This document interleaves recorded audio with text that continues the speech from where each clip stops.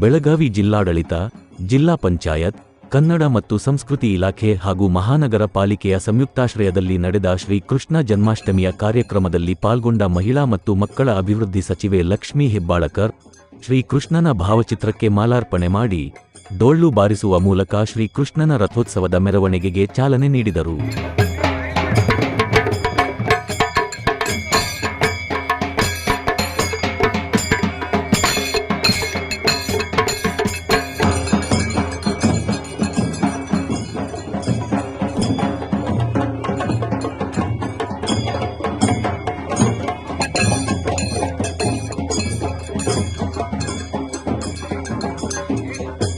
Tama.